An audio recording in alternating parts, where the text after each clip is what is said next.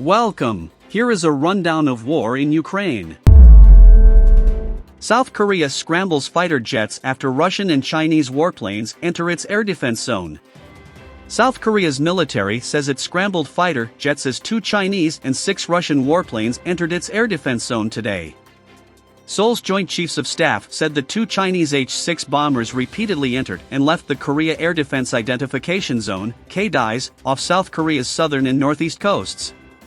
They re-entered the zone hours later from the Sea of Japan, known in South Korea as the East Sea, together with the Russian warplanes, including Tu-95 bombers and Su-35 fighter jets, the JCS said. Our military dispatched Air Force fighter jets ahead of the Chinese and Russian aircraft's entry of the KDIZ to implement tactical measures in preparation for a potential contingency, the JCS said in a statement. China and Russia previously said their warplanes were carrying out regular joint exercises. EU announces plan to confiscate Russian assets. The European Commission has announced a plan to confiscate Russian assets that have been frozen to punish Moscow for the invasion of Ukraine. We have blocked 300 billion euros of the Russian central bank reserves and we have frozen 19 billion euros of Russian oligarchs' money, Ursula von der Leyen, president of the European Union's executive, said in a statement. She said the EU and its partners could manage the funds and invest them in the short term, but that the proceeds would go to Ukraine so that they would ultimately compensate for damages caused to the country.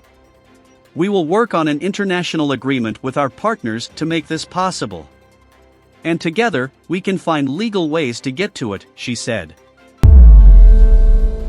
And Russia says it will focus on building strategic nuclear forces in 2023. Russia's defense minister has said Moscow will pay special attention to construction of infrastructure related to its nuclear forces in 2023.